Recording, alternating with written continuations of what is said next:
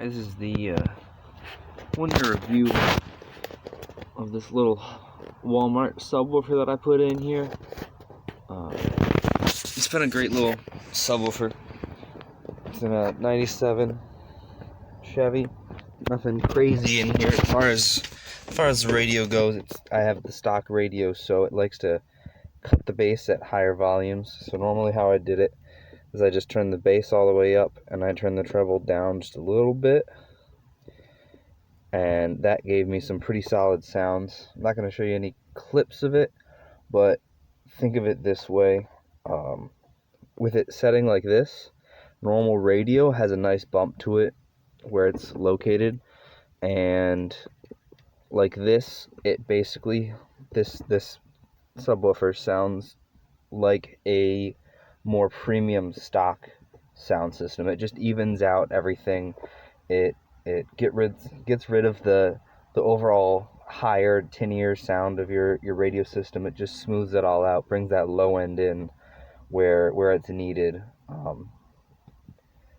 That's my personal opinion, and I looked at upgrading the door speakers as well on this, and I found that it isn't needed for this vehicle specifically, but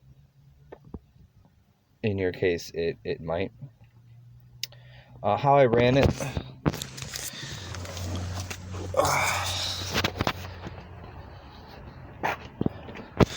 alright, back in the back, how I ran the wires for this speaker is you can see the power cable going up there. It goes down on the inside of the passenger cabin along the sides of the car, and then up to the front where the battery is. It's grounded to the rear seatbelt anchor point, and then the coax cable goes up to the front radio.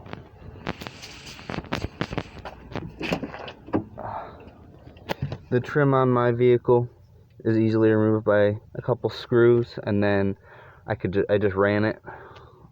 I just ran the coax cable along this one side all the way down up to the front, and I ran on the far side. I ran the power cable. From what I've read, the installation shouldn't matter too much for a system this low in power, but I wanted to keep them separate just to keep the noise down more. The coax goes up in here and around. I removed the entire dash out to get to behind here, it's just a bunch of clips.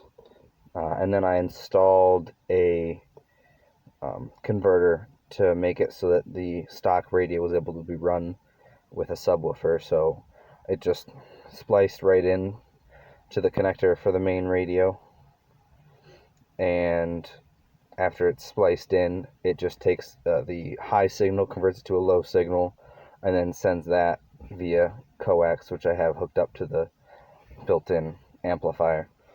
Let me take you to the engine bay, and I'll show you what I did for the power cable. So on a 97 Lumina, the battery is down here underneath your washer tank, and there's a positive clip right here, and that's generally how you would jump your vehicles from that, because you can't really get down in there and then ground just on any metal. But the 97 also has what I utilized.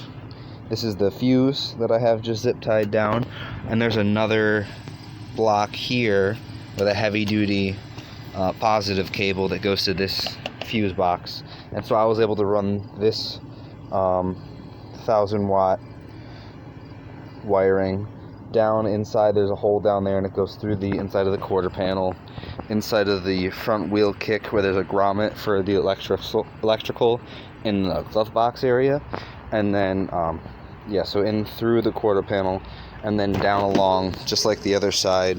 It has those screws, and just run it all the way along up the inside here, and then this seat just like slides out. But anyways, there's some holes there you can run it through. Overall, this speaker, setting it up, the hardest part was the wiring. Running it. The actual wiring isn't complicated. And then here's some of the knobs. That basically sums up the review. I've enjoyed the speaker quite a bit. It is worth the money. Let's put it that way. It's not overpriced. It's not an above and beyond sound system. Newer cars will have probably equally as good, if not better, speakers. But for what it is fantastic. The wiring I went with was in case I wanted to run a bigger speaker in the future. I would recommend doing that because I feel like this speaker is like a gateway. So I'll leave a link in the description for the speaker wire that I grabbed up. It ran just fine. I got plenty of slack, as you can see, both the coax and the positive and the negative cable, which you can't see, but that's what I would recommend, is get a slightly bigger gauge, larger gauge wire. Remember, you're going with the wire gauge for your peak power, not your RMS. You don't want your wires burning out, and you want to make sure your car is safe. You can always go bigger on your wire, and you can never go smaller. So that's my recommendation. If you are thinking about picking this up, just do it.